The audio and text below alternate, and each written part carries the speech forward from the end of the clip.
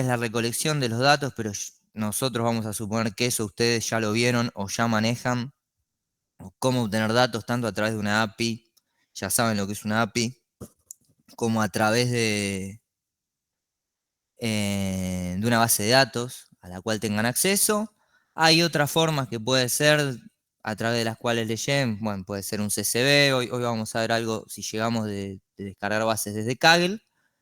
Y si no, otra opción que no habrán visto en la carrera, pero que está también a disposición y que muchas veces se utiliza, es el web scraping, ¿sí? Que consiste en descargar del DOM, del HTML de distintas páginas web la información que nos resulte interesante, ¿sí?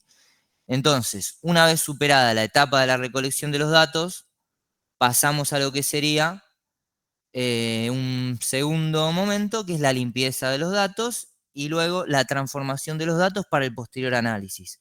No es que de una se reciben los datos y se entran a analizar, no. Es un trabajo que lleva su tiempo, ¿sí? Y hay una perspectiva más académica del análisis de datos, que está muy vinculada a todo lo que es el mundo de la estadística descriptiva. Dentro del campus, si ustedes entran a la parte de bibliografía optativa, van a tener el programa de la Universidad de La Rioja, que yo lo descargué porque está en internet y les sirve para tener y observar lo que es un apunte de una materia de análisis de datos más vinculado a esta perspectiva, ¿sí? A la de la estadística tradicional, donde ven distintas herramientas estadísticas que les van a servir para sacar conclusiones. Ahora vamos a profundizar un poco más en esta cuestión. Pero al día de hoy ustedes imaginarán que sobre todo para el campo de los informáticos, nosotros, digamos, no somos estadísticos, somos informáticos, lo que es esta perspectiva no es tan común, digamos. Hoy lo que está en boga es más lo que se dice ciencia de datos, ¿sí? Que ahora vamos a profundizar un poco. ¿Esta parte la vieron? Esta es una de las definiciones fundamentales de la materia, por decirlo de alguna manera, uno de los conceptos que vamos a manejar y vamos a ir cruzando durante el cuatrimestre. Como sucede en otras materias que habrán cursado, sobre todo en las de programación, el conocimiento que vamos a ver en esta materia es acumulativo, ¿sí? Entonces, nosotros vamos a partir de una definición de las variables con las que podemos trabajar, que son variables categóricas, que son aquellas que son cualitativas, que no se pueden ordenar. Tenemos variables ordinales, que son aquellas que se pueden ordenar pero no establecer distancia, y cuantitativas, tanto discretas como continuas, ¿sí? Las discretas son aquellas que entre dos valores consecutivos no poseen valores intermedios. Y las continuas son aquellas que poseen infinitos valores intermedios. Estoy yendo medio rápido, pero tenemos que tratar de meterle, si no vieron a lo de la clase pasada, a ver si me están entendiendo. Denme un ejemplo de variable categórica y uno de variable ordinal.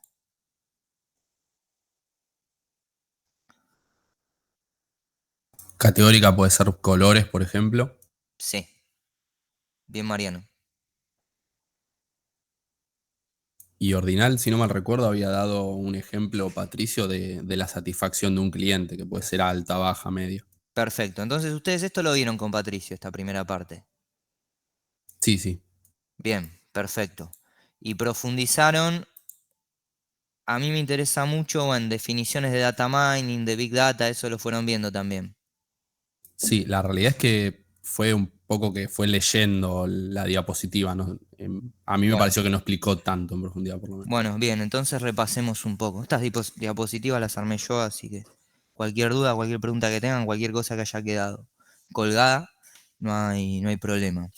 Ustedes tienen en la bibliografía el libro de Chambadano y Rey, que desde el punto de vista conceptual, que como yo les decía, esta es una materia más conceptual que informática, vamos a ver los dos primeros capítulos. Ustedes, si manejan bien esos dos primeros capítulos, van a poder aprobar la materia sin drama alguno, ¿sí? Chambadano y Rey son docentes de esta universidad, de la Universidad Tecnológica Nacional, dan clases en la sede Capital Federal. Y la única razón por la que les agregué el otro libro, el de McKinney, fue porque nosotros vamos a trabajar más que nada con Python que con R, ¿sí? El libro este de Chambadano y Rey está desarrollado en lo que es R, pero después conceptualmente es mucho mejor que el de McKinney, ¿sí? ¿Por qué pongo esta definición? O parto de estas cuestiones, ¿sí? Ustedes, yo supongo que univariado y multivariado lo habrán visto, es bastante sencillo. Univariado trabajamos con una sola variable, multivariado trabajamos con muchas. Pero nosotros en el análisis de datos en la actualidad, como les dije, tenemos distintas perspectivas, distintas formas de desarrollarlo. Hay dos disciplinas que son como hermanos mellizos, digamos, que van juntas pero son distintas, digamos, que son la ciencia de datos, o acá se puede definir como data mining, y lo que es el mundo de la estadística tradicional, más vinculado al análisis de datos tradicional. A partir del gran crecimiento de volumen de datos que se da en las últimas décadas, sobre todo a partir de 1990, ¿sí?, que se empieza a desarrollar y a masificar la utilización de Internet, empieza a haber una cantidad de datos masiva para poder procesar, que obviamente para cualquier empresa puede ser rentable o puede utilizarse para otros fines, no sé, en el campo científico, para estudiar curas a enfermedades, para hacer análisis sociales, o sea, en distintas disciplinas, y vamos a ver si eso lo llevamos a ver hoy cuando veamos NAMPI, en todas las disciplinas que se aplica, esta explosión de la cantidad de datos disponibles hizo que el paradigma tradicional, que más vinculado a la estadística, ¿sí?, a la estadística tanto descriptiva como inferencial, entrara en crisis en un punto, ¿sí?, y fuera insuficiente para tratar de abordar estos nuevos fenómenos, como es, por ejemplo, la aparición de la Big Data, ¿sí? Que Big Data, nosotros, bueno, sabemos inglés, significa muchos datos, ¿sí?, así a lo bruto, pero no se puede cuantificar en un número o en una cantidad puntual, en una medida de información. No se puede decir Big Data son 2 teras, o es esto o es lo otro. ¿Por qué? Porque crece tanto la capacidad del procesamiento computacional, ha crecido tanto en las últimas décadas, que permanentemente se está corriendo el límite ese. Entonces, la definición de Big Data permanentemente tiene que estar siendo actualizada. Por eso se plantea una definición más conceptual. Esta definición conceptual son las 3 Bs. Hace referencia a grandes volúmenes de datos que precisan alta velocidad de procesamiento y que se encuentran en variedad de formas, ¿sí? Y a veces agregan otras 2B, veracidad y valor, ¿sí? Es decir, tiene que ser información, agregan algunos, que no solo sea mucha información y que requiera grandes volúmenes de procesamiento, porque nadie va a trabajar con Big Data si la información que hay no es valiosa, ¿sí? Tiene que ser información valiosa.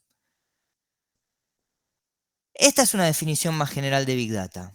¿Cuál es la importancia de la Big Data? Que, como les decía, a partir de la aparición de esta gran cantidad de información empieza a suceder algo, que se empiezan a hacer necesaria la informática para el procesamiento de estos grandes volúmenes de datos, ¿sí?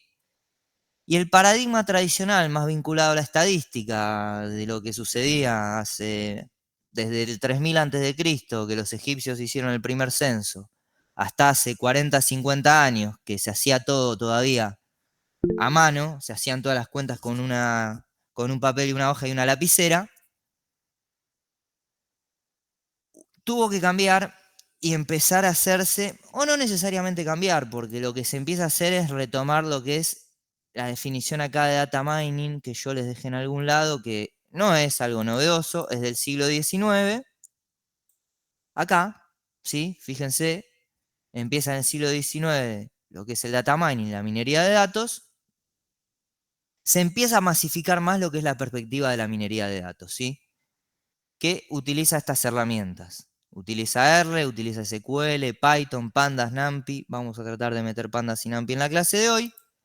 ¿Cuáles son las características? Bueno, nosotros por un lado tenemos el método del análisis estadístico tradicional. Y por el otro lado tenemos la minería de datos. Que si bien son muy parecidos, utilizan técnicas muy parecidas, de fondo, lo que están haciendo, o los supuestos sobre la base de los cuales están construyendo o sacando las conclusiones, son muy distintos. ¿Por qué? Porque el análisis estadístico parte del procedimiento hipotético deductivo, el análisis estadístico tradicional, ¿sí? Esto está en el libro de Chambadano y Rey. El procedimiento hipotético deductivo parte de lo general y va hacia lo particular. Es decir, yo establezco una hipótesis y trato de ir a los datos a verificar si esa hipótesis se ratifica o no, ¿sí? Que este es el método paradigmático en la ciencia del siglo XX. Ahora, a partir de esta explosión que se da en la cantidad de datos, es muy difícil que haya teoría antes, porque empiezan a emerger una cantidad de datos sobre fenómenos nuevos y sobre campos del conocimiento en los cuales no hay desarrollo, ¿sí? Entonces el procedimiento empieza a ser el inverso. Se empieza a ir de lo particular a lo general. Yo tengo que ir a los datos, a ver qué está pasando con los datos, y a partir de ahí sacar conclusiones, ¿sí? Entonces, por un lado tenemos técnicas que son exploratorias porque buscan a ver qué pasa en los datos, y por el otro lado tenemos técnicas que son confirmatorias, porque yo quiero confirmar o descartar si mi hipótesis se ratifica o no en los datos. Y son dos formas completamente distintas de abordar los datos que tenemos a disposición, ¿sí? A ver, para darles un ejemplo, si yo quiero trabajando para un banco elaborar un modelo de machine learning que logre interpretar o logre predecir en términos de ganancia, de una ganancia económica, cuántos clientes van a abandonar el banco, y yo esa información la puedo utilizar para evitar que esos clientes abandonen el banco, que se vayan a la competencia y retenerlos, y a partir de eso obtener una ganancia,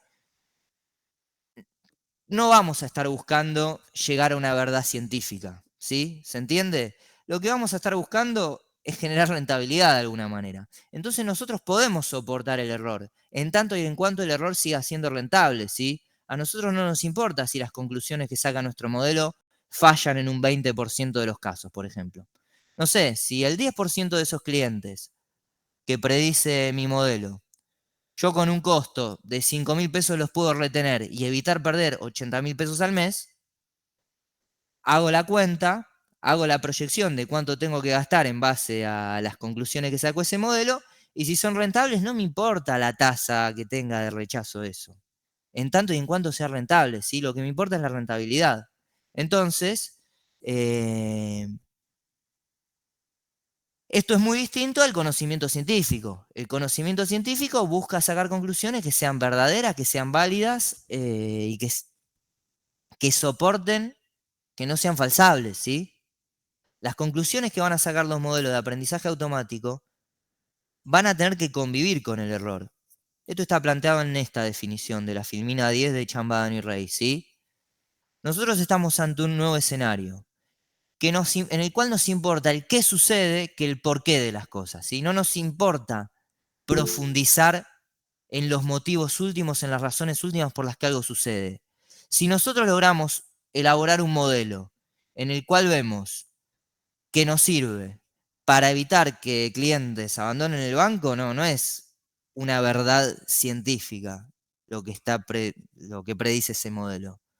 Pero genera rentabilidad y probablemente ese modelo tenga muchas fallas, así como lo tiene muchas veces todos los métodos probabilísticos, tanto de aprendizaje automático como de inteligencia artificial, ¿sí?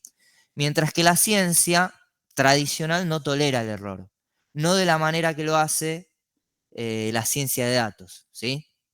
Entonces, utilizando herramientas muy similares, porque las dos van a utilizar probabilidad, van a utilizar las herramientas que ustedes vieron en estadística, van a utilizar herramientas que ustedes vieron en matemática 1, que habrán visto trabajo con matrices y habrán visto álgebra.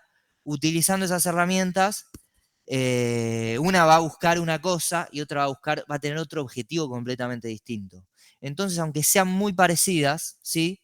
Estamos ante dos disciplinas que son muy distintas al mismo tiempo, ¿sí?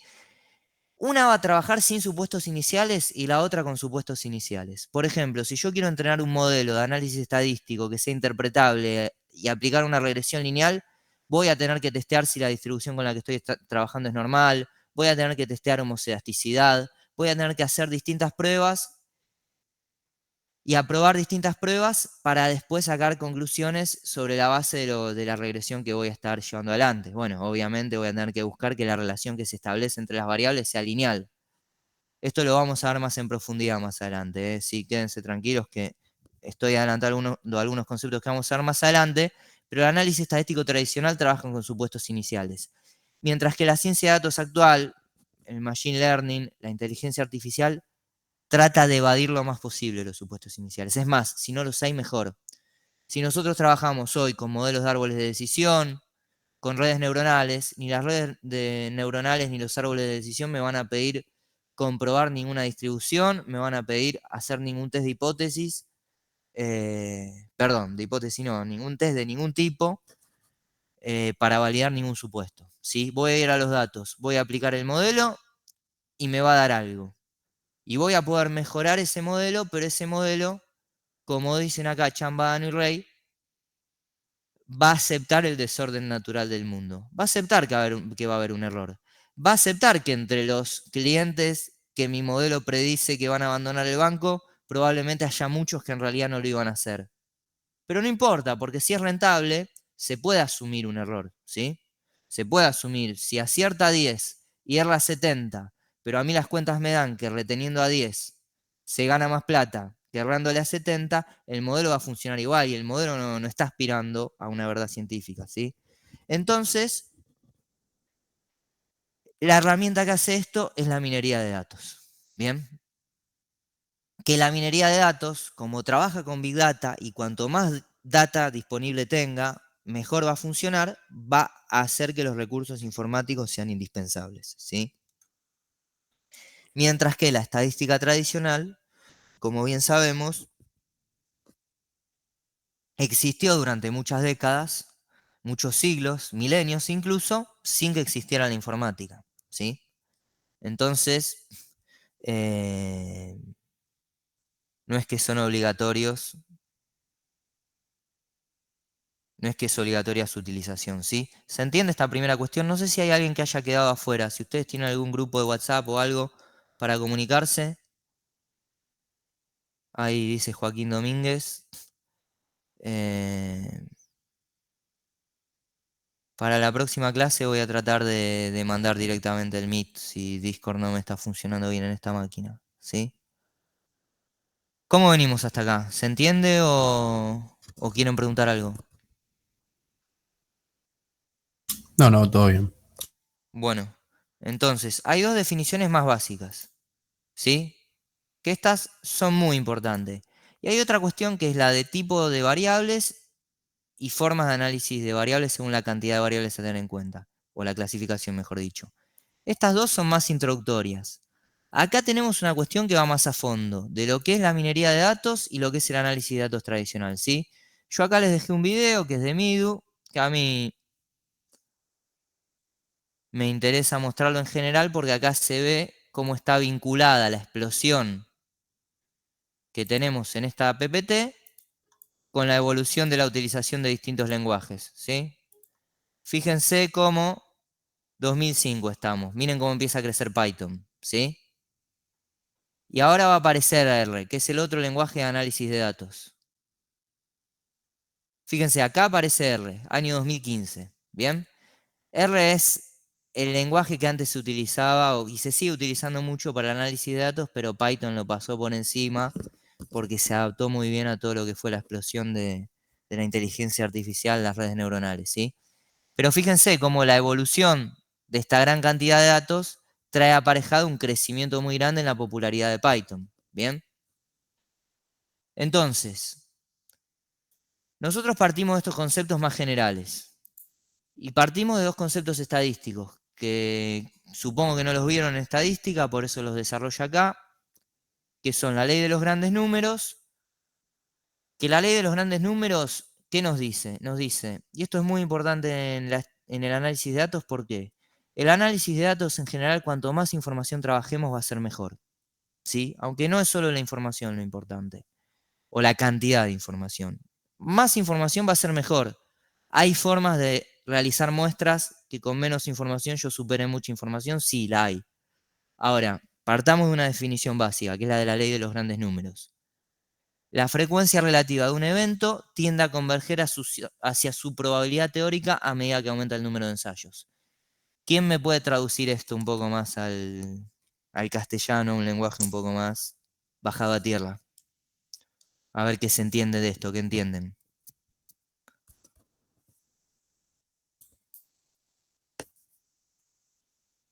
Sí, Mateo, R es muy utilizado en todo lo que es el mundo académico. Quiere decir que mientras más datos tenés, más probabilidad tenés de acertar, supongo, de estar cerca del valor real. Sí. ¿Cuál es el valor real o el acierto? Para traducirlo es la esperanza, ¿sí? O es la media poblacional. Cuando yo trabajo con una muestra, voy a suponer, o existe la suposición, según la ley de los grandes números, que cuando más grande sea esa muestra, más nos vamos a acercar al valor poblacional. ¿Cuál es el mínimo que tiene que tener una muestra? 30 casos, ¿sí? Si nosotros no estamos trabajando con 30 casos, no nos vamos a acercar, es el mínimo, ¿sí? Obvio, esto para campos en los cuales el volumen de datos sea grande.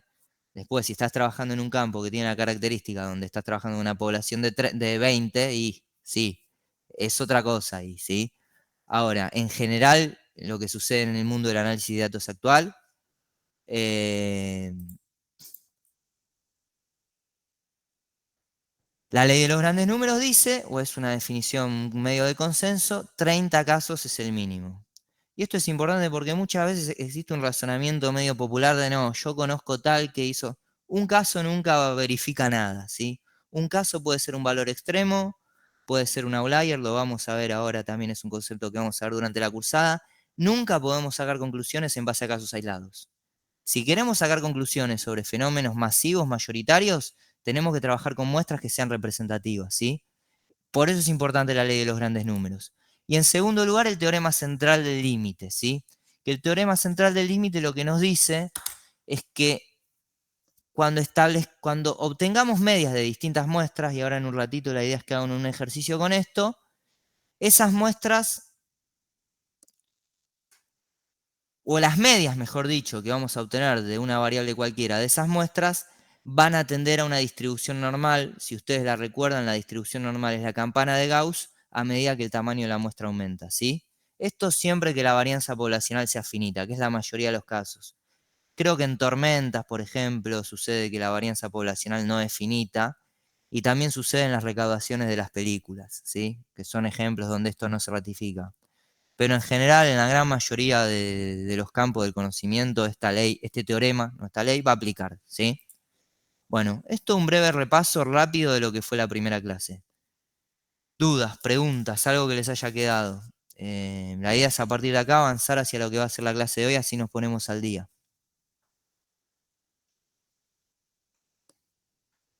Profe, ¿podría explicar el último punto del teorema central del límite? Sí, lo repasamos si quieren. El teorema central del límite, ¿qué nos dice? Nos dice que, supongamos que nosotros tenemos distintas muestras, o sea, estamos trabajando, no sé, con la población de Avellaneda. Y en base a la ley de los grandes números, cada uno de ustedes va y hace una encuesta. Cada uno encuesta a 30 personas, ¿sí? Y de esas 30 personas queremos calcular la media etaria de esas 30 personas, ¿sí? Entonces, acá ustedes son 61 o 60, ¿sí? Les pido que se pongan el presente también, porque no voy a llegar a tomar lista siendo tantos. Así que les pido que se pongan ustedes el presente en la página. Bueno, tenemos 60 muestras que toma cada uno de ustedes. A ustedes les va a dar a todos una media etaria distinta, pero la distribución de las medias etarias que les va a dar va a ser normal.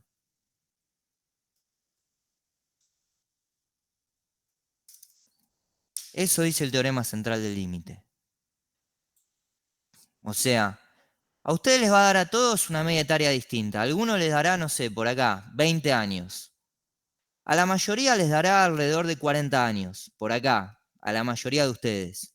Y a otros les puede dar 60 años, ¿me entienden? Dependiendo, porque obviamente que una muestra hay aleatoriedad. Cuando yo estoy en 30 casos, no sé, creo que son 300.000 personas la población de Avellaneda, ¿sí? Entonces, cada uno de ustedes va a tener un valor distinto, la media va a ser distinta, pero todas las medias deberían conformar esta distribución, ¿sí? ¿Se entiende? Eso dice el teorema central del límite. Y es importante porque a partir de esta distribución es que se pueden hacer muchos test estadísticos, ¿sí? Por ejemplo, en el campo de la agronomía, si yo quiero comparar si una semilla rinde mejor que otra, voy a tener que obtener distintas muestras de la misma de las distintas semillas en distintos campos y hacer las dos distribuciones, ¿sí? Voy a tener dos distribuciones normales. Y haciendo el test de hipótesis, tomando en cuenta el desvío estándar y la media, voy a poder comparar si efectivamente puedo llegar a la conclusión o no de que una semilla rinde mejor que la otra, ¿sí?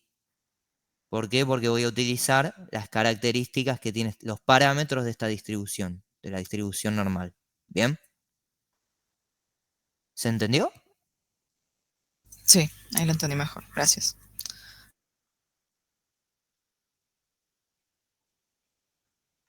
¿Otras preguntas? Bueno, visto esto, visto un poco repasado un poco lo que era en la primera clase, me meto un poquito en lo que va a ser la clase de hoy, ¿sí? La idea es en la clase de hoy, como está acá, meternos en lo que es Pandas y NumPy. Que Pandas y NumPy son las herramientas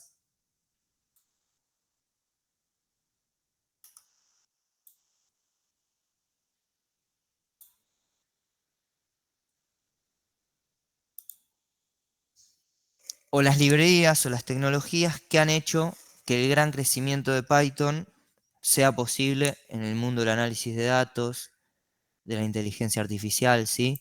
Si ustedes entran, bueno, esto queda ahí siempre. Si ustedes entran a la página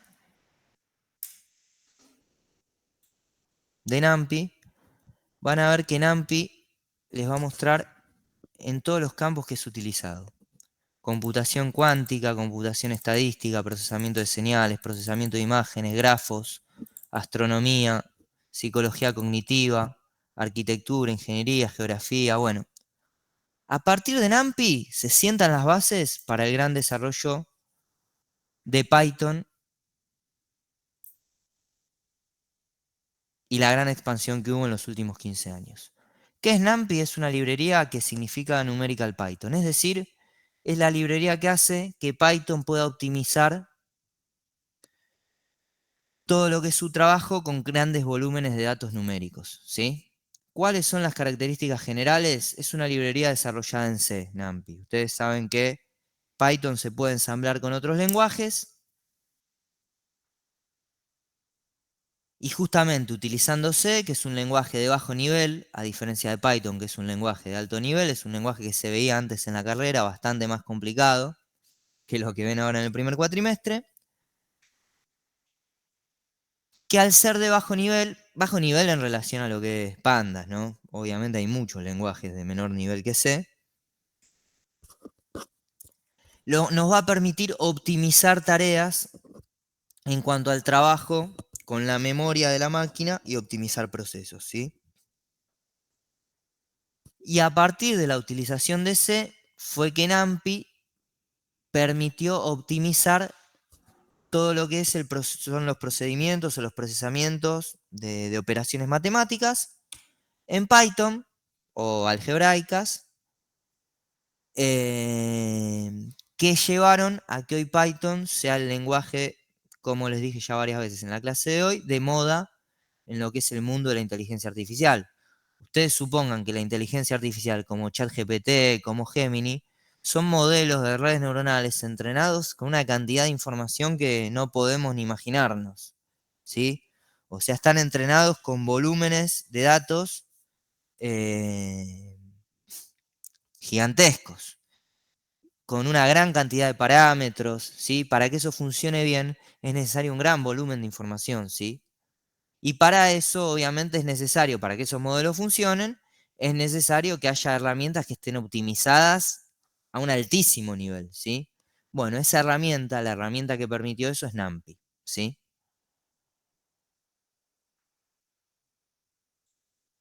NumPy tiene algunas funciones como estas que estamos viendo acá. Al final de la PPT tienen un collab, si quieren ir abriéndolo.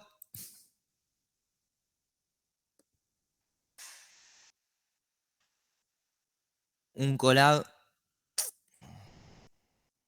A ver.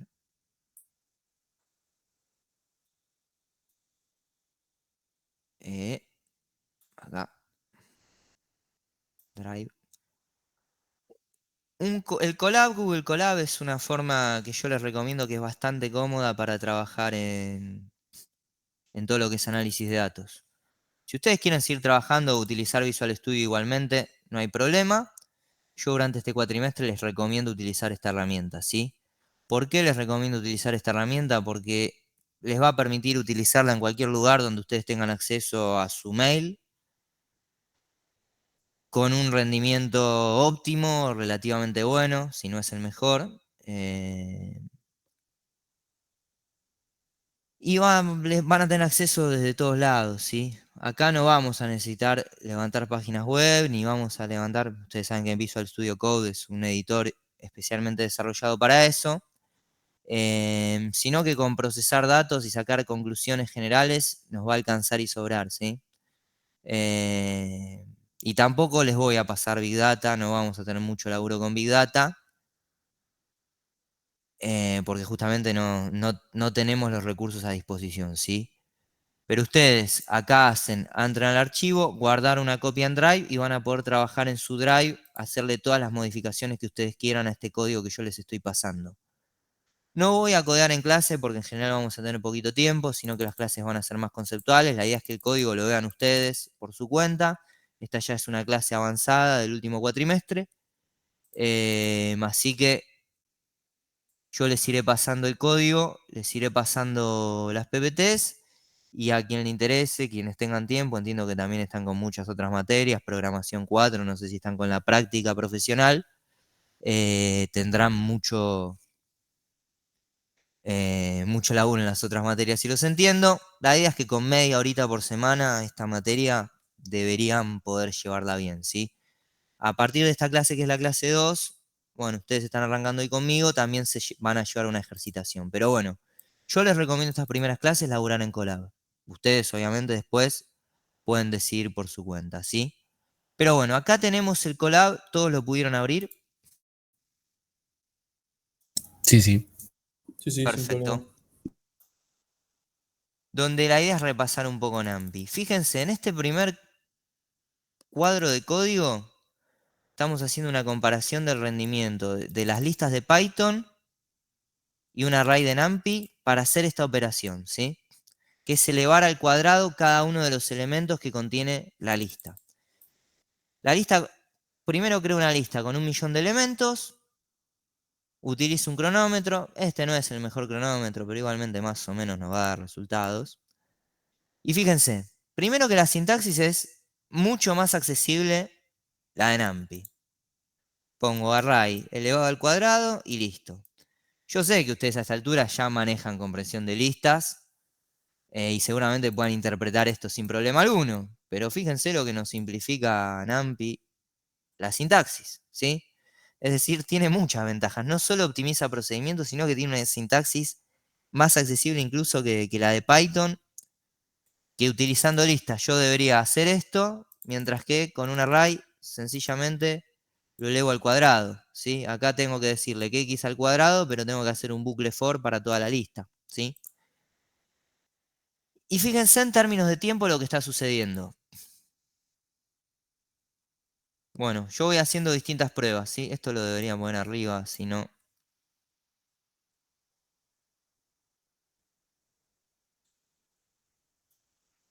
No me importa cada vez que tengo que ejecutar código. Una pregunta, Sí, ¿las librerías esas ya están importadas en sí en este collab? sí, ya están instaladas. Estas son Bárbaro. las librerías más utilizadas son. Así que no deberían tener ningún problema. Pero bueno, vamos a ver que tenemos un problema, ¿sí?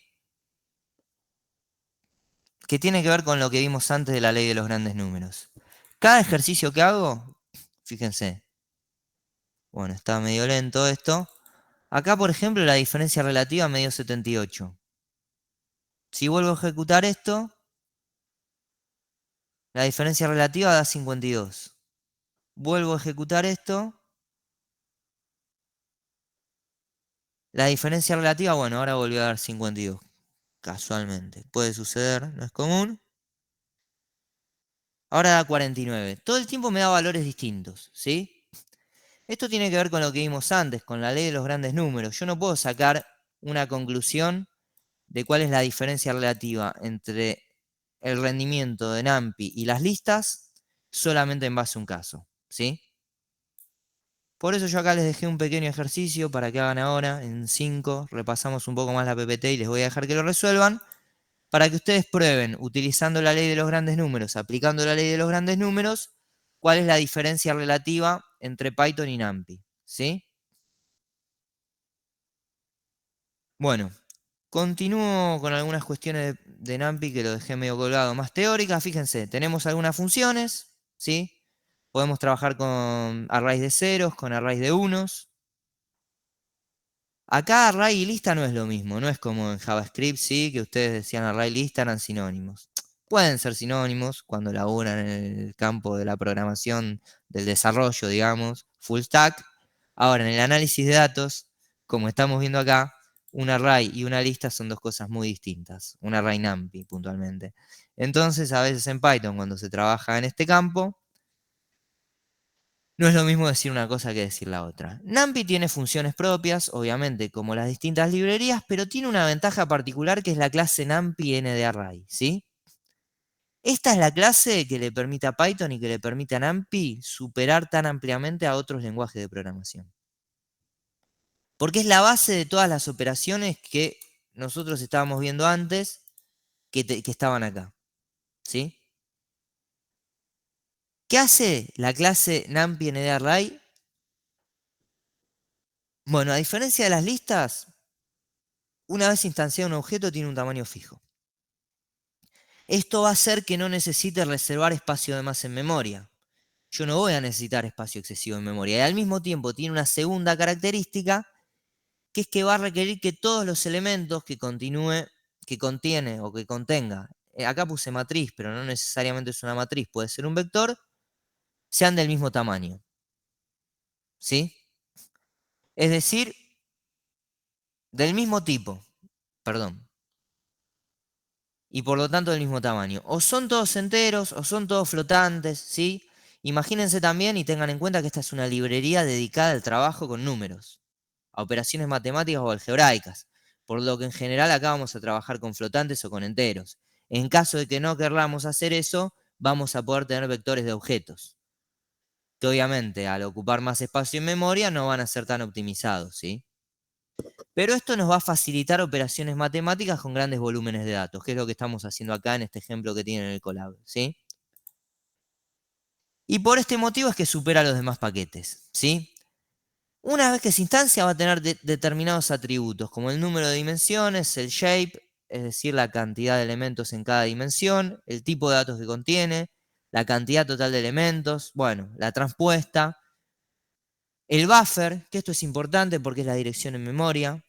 A diferencia de las listas, va a tener un buffer con todas direcciones en memoria contiguas, lo que va a hacer que no se expanda tanto en memoria y que no tenga que utilizar tanta memoria como una lista, ¿sí?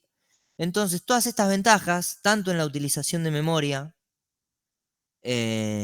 obviamente van a hacer que el procesamiento de los datos sea mucho más veloz, ¿sí?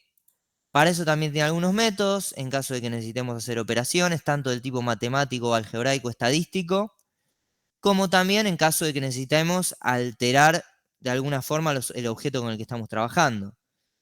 Porque como no podemos modificar la dimensión como hacíamos con las listas, va a tener métodos propios que nos va a permitir transformar una dimensión, como por ejemplo flatten o reshape, ¿sí? Si queremos cambiar las formas.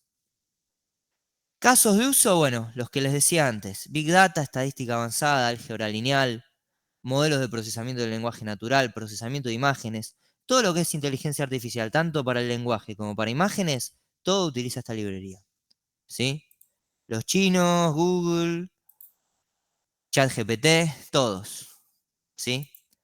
Bueno, mi idea ahora es darle 10 minutitos hasta 7:30 para que resuelvan este ejercicio. Ustedes, utilizando la ley de los grandes números, deberían acceder a una media entre ustedes que sea relativamente cercana. No deberíamos tener tanta variabilidad en la diferencia relativa, ¿sí? Queremos calcular cuál es la diferencia relativa en el rendimiento entre NumPy y las listas. Fíjense, acá me dice que la lista tardó 59 veces lo que tardó NumPy en hacer este procedimiento. Bueno, Bueno, les doy 10 minutitos, si les parece, ¿se entiende la consigna? De lo que tienen que hacer. En mi caso no, profe. Bueno, repaso entonces. Nosotros acá tenemos un ejercicio, ¿sí? Una muestra con un caso. Nosotros acabamos de ver que necesitamos muestras que como mínimo tengan 30 casos para aproximarnos a la media poblacional. Entonces, la idea es que ustedes obtengan esos 30 casos y comparen esos 30 casos, cuál es la media de la diferencia relativa, ¿sí? Gracias. O sea, hacer un promedio de la media relativa.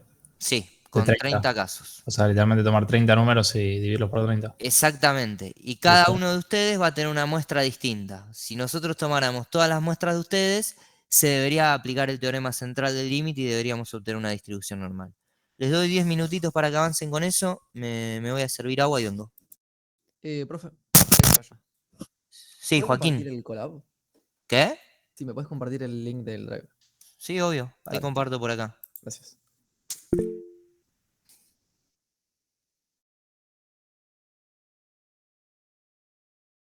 Perdón. Buenas tardes, Matías. En cuanto vayan avanzando, vayan escribiendo en los mensajes cuánto les dio la media. No pasa nada, no hay problema. Sí les pido que se carguen el presente, ¿sí? A los que recién llegaron.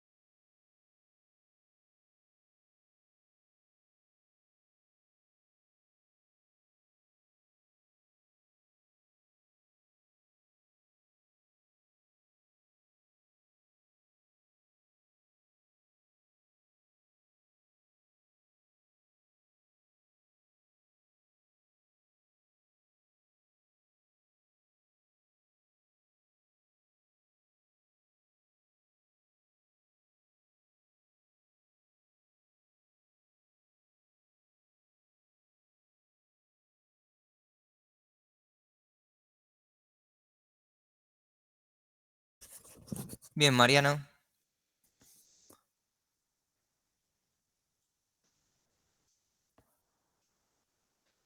El resto,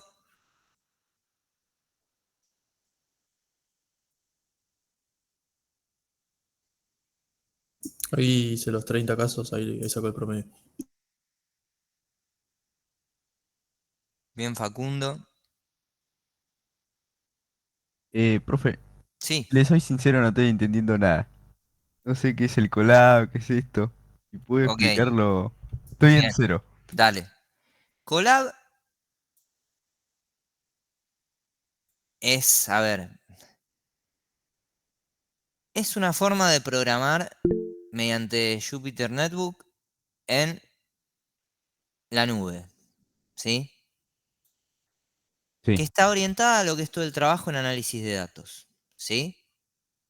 Vos acá en Colab podés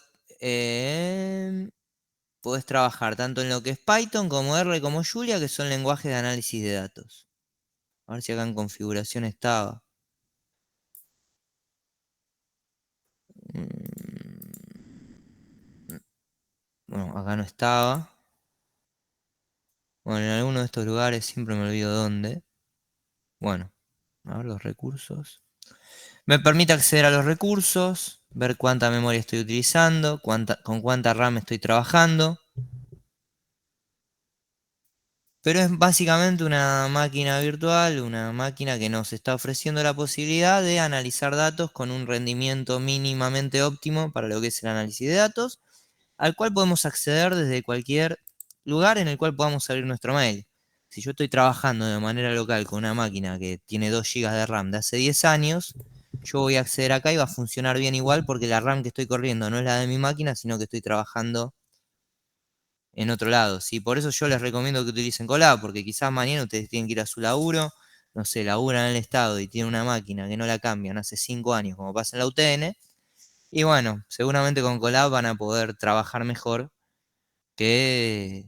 y van a poder al mismo tiempo trabajar, a diferencia de que si lo hacen en su casa, no van a tener que usar GitHub y van a tener todo ya subido en la nube, ¿sí? Eso es Colab. Ustedes vienen acá o entran a Colab y ponen generar un... Perdón, con una sola L. Entran acá, ponen New Notebook y ya arrancan a laburar, ¿sí? Si quieren abrirlo.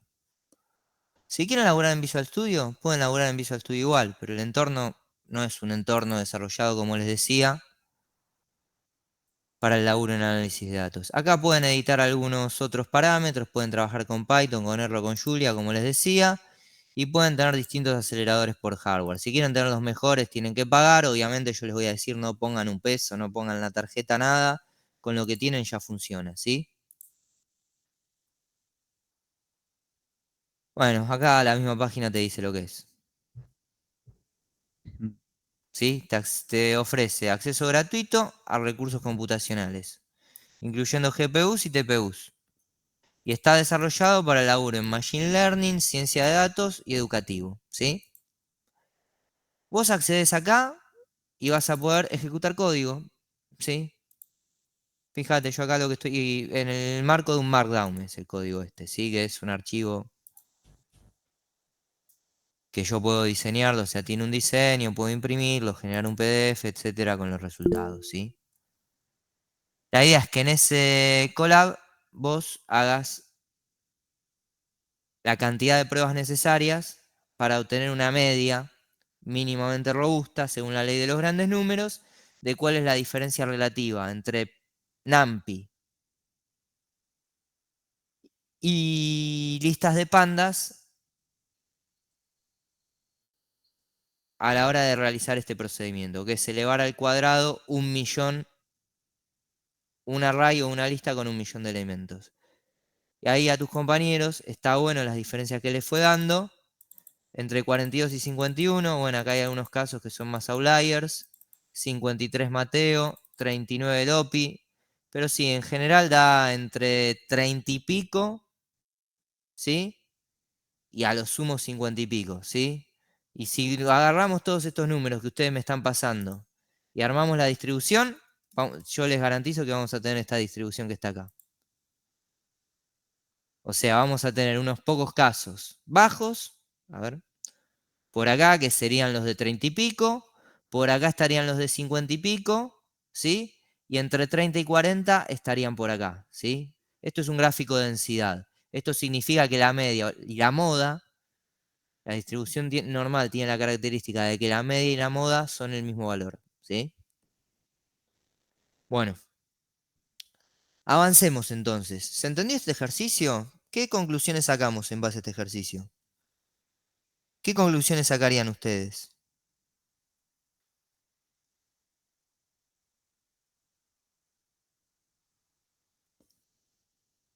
Que NumPy es más o menos entre 40 y 45 veces más rápido que Python. Que las listas. Perfecto. Esa sería una primera conclusión, que es hacia donde queremos llegar. ¿Por qué pudimos sacar esa conclusión? Porque trabajamos con una cantidad importante de muestras. ¿Bien? Y porque esas muestras contenían 30 o más casos. ¿Sí? Bueno.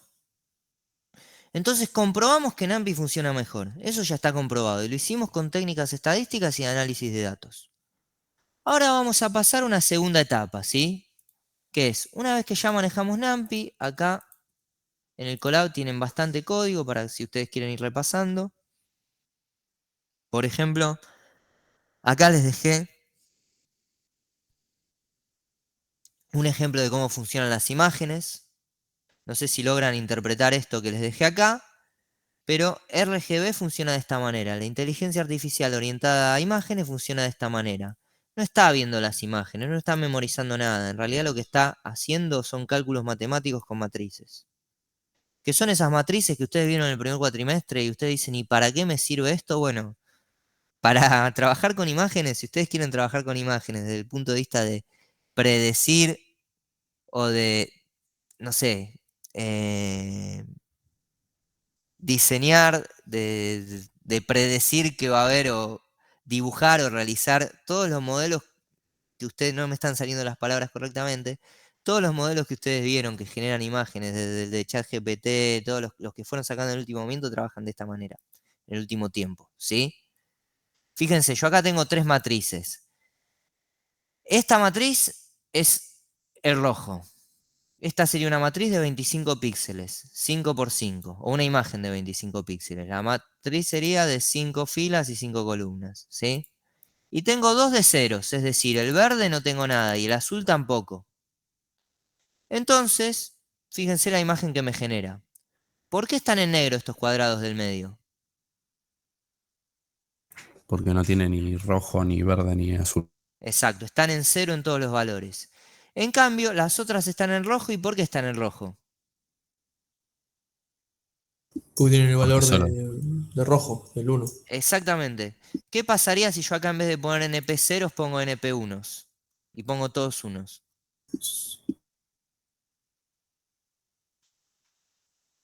Creo que era ones. Así. Y así. Van a cambiar los colores. Fíjense. Antes tenía una imagen que era roja y negra. Ahora tengo un celeste y blanco. ¿Por qué blanco? Porque en el borde tengo máxima tonalidad en todos los colores. Y cuando yo tengo máxima tonalidad en todos los colores, obtengo blanco. Cuando tengo 0 en todos, es negro. ¿Sí? Y en el medio, como solo tengo valores... No, mentira. Tengo valores en el verde y en el azul, pero no tengo en el rojo. La mezcla del verde y el azul es el celeste. ¿Sí? Pero de esta forma es que se trabaja con imágenes y que la inteligencia artificial trabaja con imágenes. Hace cálculos matemáticos y predice qué número va a estar al lado del otro. No, no es que está viendo la imagen y está interpretando, no. Por eso muchas veces, no sé si ustedes vieron que falla mucho con los dedos la inteligencia artificial, ¿sí? Cuando ustedes le piden una imagen de una persona, a veces la hace con 6 dedos, a veces la hacen con 4. Porque ¿qué es lo más probable? Que haya al lado de un dedo otro dedo. Sí, lo que está estimando es probabilidades, pero en ningún momento la inteligencia artificial saca la conclusión de los seres humanos tienen 5 dedos. Porque no utiliza método hipotético deductivo. Es todo probabilidades. Y donde hay 5 dedos, desde el punto de vista probabilístico puede haber 6 dedos, o puede haber 4, ¿sí? Si ustedes se ponen a ver detalles en imágenes con inteligencia artificial, se van a dar cuenta que pasa eso. ¿Bien? Bueno, tiene algunos métodos, ¿sí?, propios de la clase NetArray. Se los dejo para que lo repasen y para que lo vean, para que jueguen un poco. Una vez superada esta cuestión, pasemos a lo que es Pandas, ¿sí? Que Pandas es la otra librería importante.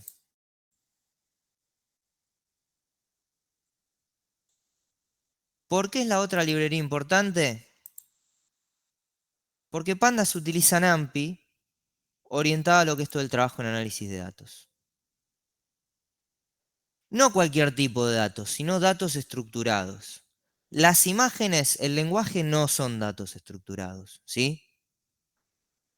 Cuando hablamos de datos estructurados, acá tienen un nuevo collab. ¿Cómo había entrado? Acá. Pandas. Ah, ya lo abrí. ¿Ya les pasé el link de Pandas? No. No. Ahí va. Bueno. Cuando trabajamos con bases de datos o con datos estructurados, no bases de datos necesariamente, Pandas va a ser la herramienta que vamos a utilizar. ¿En qué se diferencian? En que trabajan con data frames. ¿Qué son data frames? Tablas. Estructuras tabulares, ¿sí? Wes McKinney, que es el que escribe el libro que yo les pasé acá en la bibliografía obligatoria, que es justamente para análisis de datos con Python, desarrolló esta librería imitando a R, que R es una librería, un lenguaje que vamos a ver más adelante, pero es el que tradicionalmente se utilizó en estadística y hoy se sigue utilizando mucho. Imitando a R logró desarrollar Pandas, que obviamente es de código abierto, multiplataforma y se encuentra optimizado. ¿Por qué se encuentra optimizado? Porque usa NumPy. Todo lo que usa NumPy está optimizado, ¿sí? Tiene sintaxis de alto nivel y nos va a permitir trabajar tanto con CSVs, con Excel, con JSON, y va a tener dos clases que van a ser muy importantes, ¿sí? Una es la clase series. Que una serie es un vector de NumPy, un array de NumPy indexado. Le agrega una característica muy importante al array de NumPy, que es un índice. El índice me va a permitir acceder a los datos, filtrar datos de manera mucho más sencilla que si utilizamos NumPy, donde nos tendríamos que poner todos a programar las funciones. Bueno, las series están basadas en NDArray, pero no son solo un array de NumPy, ¿sí? Y el data frame es una estructura de datos bidimensionales, donde cada columna va a ser una serie.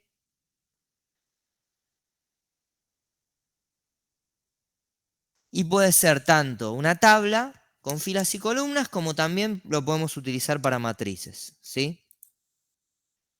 ¿Cuáles son los atributos de las series? Como les dije antes, tienen índices. Va a tener valores. ¿Qué van a ser los valores? Si entramos acá van a ver que los valores, acá, cuando entramos al atributo de los valores, son un array de NumPy. Entonces, cuando nosotros querramos trabajar con números, NumPy nos va a facilitar todos los procesamientos, ¿sí? Ahora, no vamos a tener solo los números que vamos a utilizar con NumPy, sino que también vamos a tener un índice de tipo object, con objetos, con elementos de tipo object, ¿sí? Y ese índice nos va a simplificar la manipulación de la tabla de datos, ¿sí?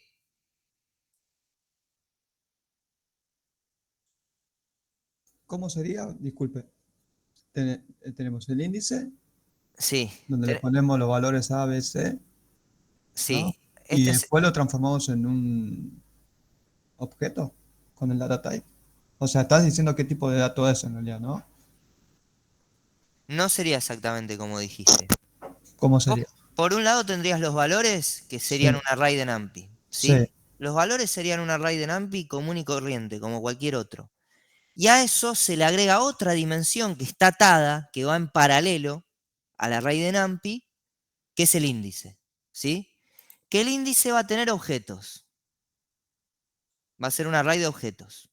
Que este índice va a ocupar más espacio en memoria, pero va a estar optimizado de tal manera que nosotros podamos acceder a los elementos del array con mayor velocidad, ¿sí?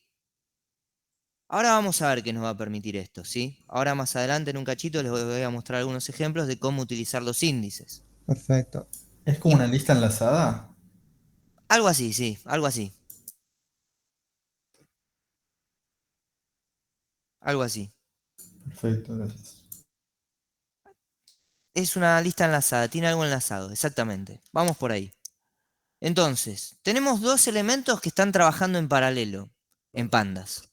Tenemos por un lado el array de NumPy y tenemos el índice, que es otra cosa, que actúa de otra manera. Tiene métodos propios también que nos van a servir para análisis de datos. Por ejemplo, yo acá en los ejemplos descargué un dataset de Kaggle. Kaggle es una página donde se hacen competencias de inteligencia artificial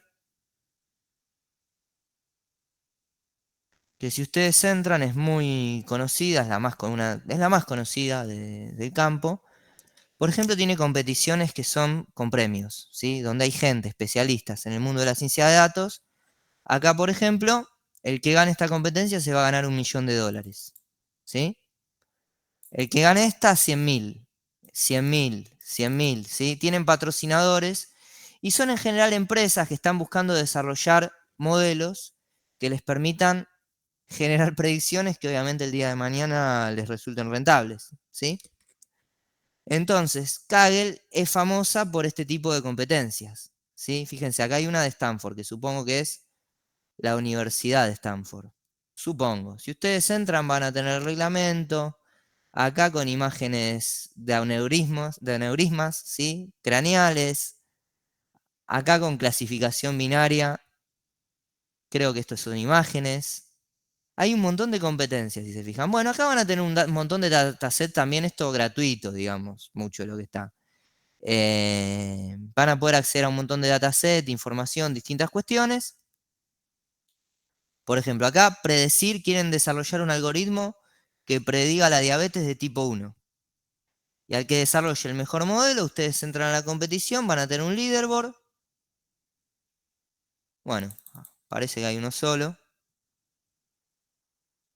En este caso. Y en el leaderboard van a estar los ganadores, los perdedores. Supongo que en privado tendrán más. O esta competición, 14 días dice que tiene. A ver alguna otra. Creo que esta tenía cargada más información. Fíjense, esta les dice, faltan 2 meses. La competición dura 7 meses, ¿sí? 5 meses pasaron, quedan 2 meses. El que desarrolle el mejor modelo en 7 meses, que busca avanzar a la inteligencia artificial general, esto por ahora es medio un chamullo. Todavía no existe mucho, pero bueno, están buscando avanzar en ese camino y al que logre avanzar en eso le van a dar $1.000.000. Bueno, obvio que para ganar esto hay que saber una banda. Entramos al leaderboard y fíjense, este tiene un score de 23-19. Este es un grupo de 4 miembros. Fíjense, son 4 miembros que están trabajando de conjunto. Wallison Oliveira, Gabriel de Italia, Matteo Caorsi, que debe ser también italiano, y este que tiene nombre de ruso. ¿Ven? Bueno, tienen 155 entradas, o sea, están con todo. Se están jugando la vida en ganar la competencia. La última entrada fue hace 2 días, ¿sí? Bueno, en esta página hay un montón de cosas, así como están estas competiciones donde las empresas ponen un montón de plata para ver quién logra desarrollar modelos que les sean útiles. También van a tener datasets gratuitos por si ustedes quieren practicar o trabajar en lo que es análisis de datos. Uno de esos datasets es el que descargué acá, que es de campeones del LOL, ¿sí? Utilicé este dataset porque es algo que entiendo que en el mundo de la programación en general y el mundo de los videojuegos van muy de la mano. Pueden descargar otro y reemplazarlo por otro y probar las mismas funciones. De hecho, yo hoy les voy a dejar un ejercicio que es con otro dataset, no con este mismo dataset. Y dentro de este dataset, fíjense, yo fui probando las distintas funciones y características que tiene Pandas. ¿Qué puedo hacer gracias? Por ejemplo, fíjense, acá tengo el shape del data frame, tengo los nombres de las columnas. La primera columna no tiene nombre, tengo un ID, API name, título, dificultad del personaje, tipo de héroe, recursos, estadísticas, tengo skills, tengo damage, o sea, daño que hace el personaje, Tengo también BE, que entiendo que es Blue Essence, y Riot Points, que es el valor del personaje en 2 monedas distintas. Entonces, en base a todas estas columnas que estoy accediendo mediante pandas, que son los nombres de las series, yo acá tengo, si vamos a, me dice, fíjense, 35 filas y 33 columnas, esto es el head. O sea, tengo 33 columnas. Y en esas 33 columnas yo puedo ir viendo qué información tengo. La primera columna es de tipo objeto, la segunda es flotante. Objeto, objeto, enteros, ¿sí? O sea, pandas me va a permitir acceder a toda esta información y a todos estos atributos de manera sencilla. ¿Y qué es lo que me van a permitir los índices? Me van a permitir realizar filtros de manera sencilla también. Por ejemplo, acá, mediante el atributo iLoc, yo puedo acceder a la primera columna del dataset. En este caso, en realidad no la primera columna, la columna 1, que es el ID, ¿sí? Entonces puedo ver el ID de todos los personajes. Puedo también, a través del índice, acceder a la cantidad de filas que a mí me interese. O también puedo realizar filtrados. No sé, quiero filtrar. En este caso, tengo todas las columnas del personaje de índice 2, que se llama Kali, ID 84. El título es este. La dificultad es 2, tipo de héroe asesino, ¿sí? Es decir, los índices me van a permitir realizar filtrados de manera muy sencilla, con código de muy alto nivel sobre los datos, el data frame con el que estoy trabajando. Y por el otro lado, si yo quiero obtener medias, si yo quiero obtener métricas como estas, a ver a dónde tenía métricas.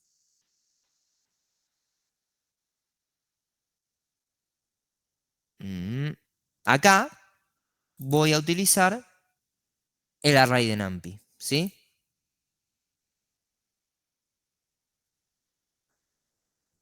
Sí, había levantado la mano yo, pero ya. Decime, O sea que Manuel. serían como consultas a una gran base de datos, digamos, ¿no? O sea, lo que estaríamos como para. O nada que ver. No, sería un data frame en este caso. Un data frame pequeño. Sería un archivo de tipo CSV, como los que ustedes habrán hecho con PHP, o no sé si utilizaron Node, para guardar información local cuando programaban algo. O como cuando ustedes en el primer cuatrimestre desarrollaron el juego, ¿se acuerdan? Que trabajaban con archivos para hacer un ranking, o los puntajes de los jugadores, o guardar información de los personajes. Bueno, Es que, sería más eso en este caso. está bien. Quizás la vieja modalidad tenía eso. No, la nueva. ¿Ustedes no hacen juegos? Hicimos ¿cómo se llama? Un horcado nada más.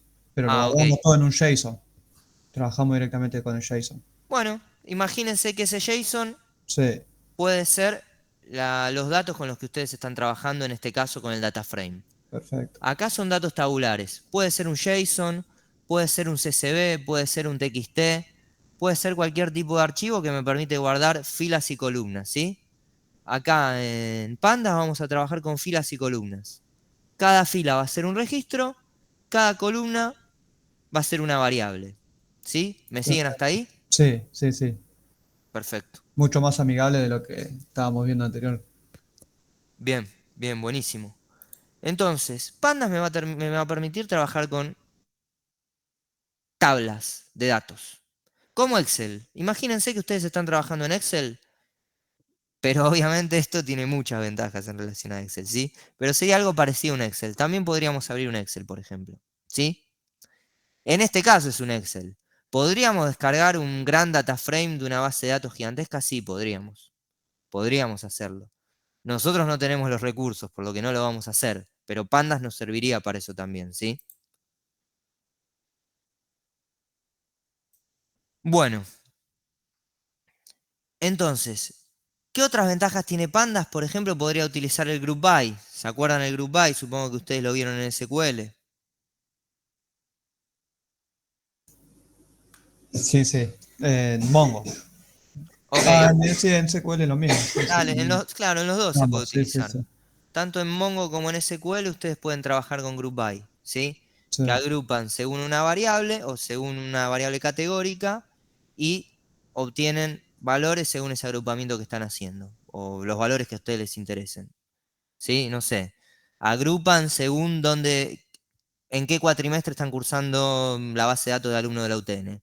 Y obtenemos la media de las notas de cada cuatrimestre. Vemos que el primer cuatrimestre tiende a haber más estudiantes que abandonan, que el promedio de las notas tiende a ser más bajo, etcétera, ¿sí? Podría hacer un conteo con un group by de la cantidad de estudiantes que abandonan o que se quedan en cada cuatrimestre, por ejemplo. ¿Cómo actúa la selección de columnas? Otra cuestión que acá seguimos con lo de los índices, ¿sí? La selección de columnas va a poder ser por nombre o por posición. Por posición vamos a utilizar el atributo iloc, ¿sí? Que en ese caso vamos a acceder a los índices, a los números. Y por nombre vamos a utilizar loc, ¿sí? Fíjense, acá están los ejemplos.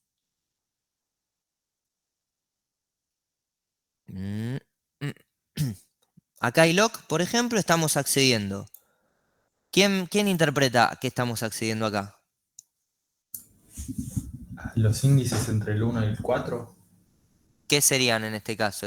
A la izquierda están las filas, a la derecha están las columnas. Fíjense que yo abajo tengo 4 columnas. Entonces, en realidad estamos accediendo a 3 columnas, porque ¿se acuerdan cómo funciona los rangos? Ay, no me sale la palabra en Python. Los índices.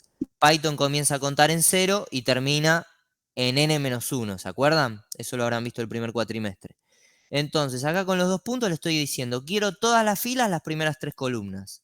Las primeras 3 columnas son el ID, el API name y el título, ¿sí? No son las primeras 3 en realidad, las primeras 3 serían si empiezo en 0. Son la segunda, la tercera y la cuarta, ¿bien? Y por otro lado tengo loc, que loc me va a permitir acceder a las columnas utilizando el nombre. Fíjense, acá estoy filtrando todos los personajes que tienen damage igual a 3, es decir, los más poderosos, los más dañinos, estoy trayendo el ID y el damage. O sea, tengo el ID de todos los personajes que más daño hacen en el juego, ¿sí? Porque entiendo que 3 era el mayor, el valor más alto en damage. O quizás me esté equivocando. Después sí, fíjense, acá está. 3, 2, 2, 1. ¿Sí? Bueno. Más adelante vamos a ver más cuestiones de pandas, igual que nos va a servir para analizar y trabajar con datos. Entonces, vamos a poder hacer filtrados. Es decir, si yo me quiero quedar solo en SQL, ¿se acuerdan que nosotros podíamos hacer un select all from, no sé, el nombre de la tabla, where municipio igual a Avellaneda? Bueno, acá podemos hacer lo mismo. Podemos hacer filtrados por filas. Acá damage 3, o sea, todos los personajes que tengan damage 3 o damage mayor a 2. O podemos hacerlo también por posición, que esto nos lo permite el indexado, ¿sí? Siempre que se quiere acceder se tiene que ingresar con, por ejemplo, DF, en este caso. df es el nombre que le puse al objeto. Ah, está bien. En Entendido. este caso, mi objeto, que es una instancia de la clase DataFrame, le puse como nombre df, que es lo que se suele utilizar. Ahora, si ustedes estuvieran trabajando con distintos DataFrames en paralelo, deberían utilizar distintos nombres, obviamente, ¿sí?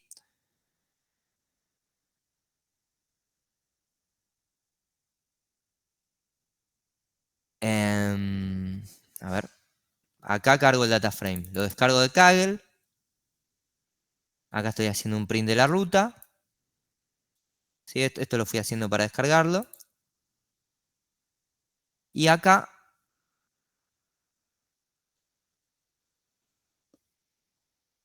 abro el CSV o obtengo la ruta CSV del path este que estoy buscando, ¿sí? Y acá lo leo. Es un archivo CSV. CSV quiere decir comma separated values, es decir, es un archivo que tiene que estar por acá. No, acá no, acá. Bueno, está conectando, está tardando en conectar. Bueno, en algún lado está accediendo a mi drive. Lo está descargando, ¿sí? De la página. Y lo está leyendo. Y con dfhead me está mostrando el encabezado, las primeras filas, las primeras 5 filas del dataframe con el que vamos a trabajar, ¿sí? ¿Qué otras ventajas tiene Pandas?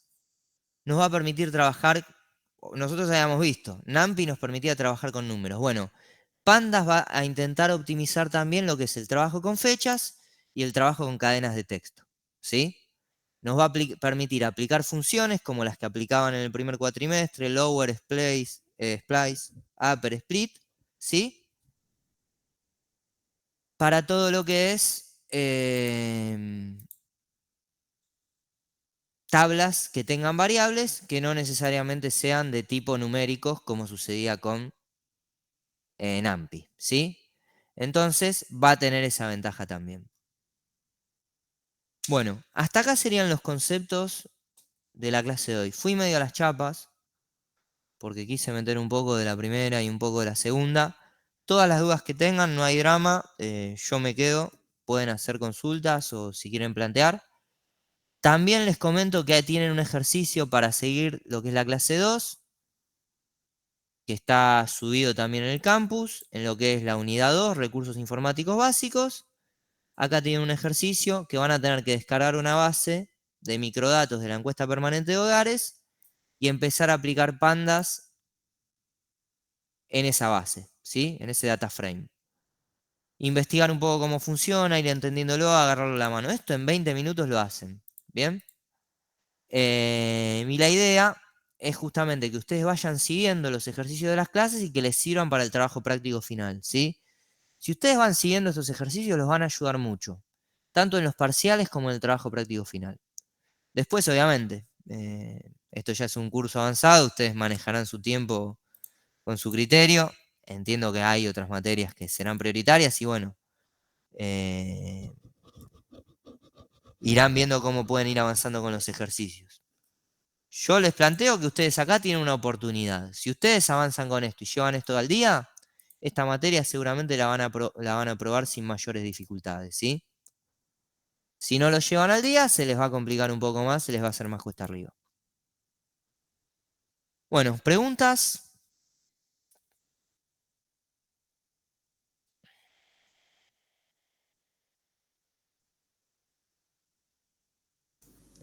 Tengo una consulta. Estoy acá en las clases unificado, dice bibliografía adaptativa y demás, y no encuentro la parte de ejercicios. Después, Los ¿dónde lo ejercicios, dijo que estaba? ustedes fíjense, vienen acá, materiales y exámenes. Sí, ahí. Unificados tienen bibliografía obligatoria y bibliografía optativa. A Perfecto. partir de la unidad 2, recursos informáticos básicos, van a tener ejercicios en todas las unidades, ¿sí?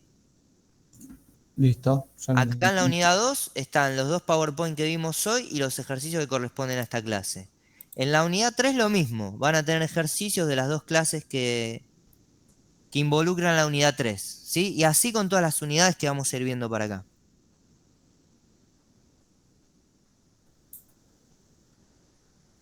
Para los grupos todavía falta. Va a haber un parcial y un trabajo práctico, ¿sí? El parcial va a ser individual y el trabajo práctico va a ser grupal. Todavía no definí bien eso. Fíjense que ustedes son un montón acá, son más de 60.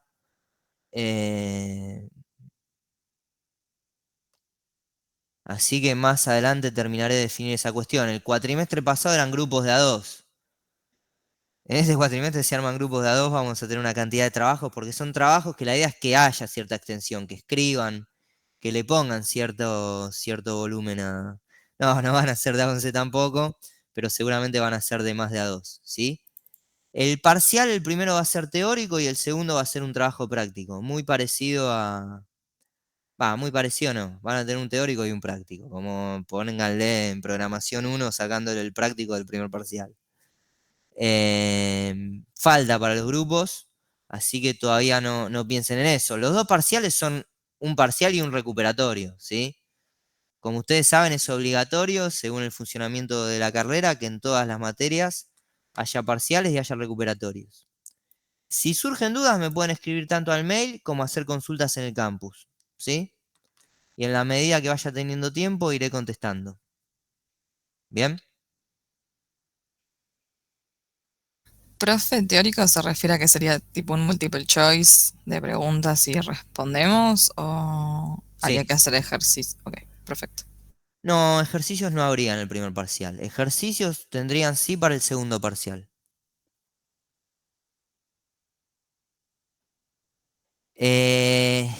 Creo que sí, que el parcial va a ser virtual. Porque supongo que algunos de ustedes cursan legislación al mismo tiempo. Bueno, Sí, Casi todo. 8:30 arranca legislación. bien, por eso mismo. Si no, tendrían que salir corriendo a sus casas para cursar legislación. Supongo que va a ser todo virtual. ¿Sí? Sí, yo les quería dejar ahora, para quienes quieran ir yendo y quieran tomarse un recreo, quería cortar un poco antes. En general voy a tratar de cortar un poco antes, tanto por usted como por mí, que después también tengo que seguir dando clases. Eh, pero bueno, quien se quiera quedar haciendo preguntas, quien tenga dudas, toda esta parte de la clase está dedicada a ello. Si les quedaron dudas de la clase de hoy, podemos repasar conceptos. Sí, si no, si quieren ir yendo, no hay drama. Buen fin de semana. Buen fin de profe, gracias. Un fin de- Chao, buen fin de. Buen fin de profe. Chao, gracias. Gracias, buen fin de. Nos vemos.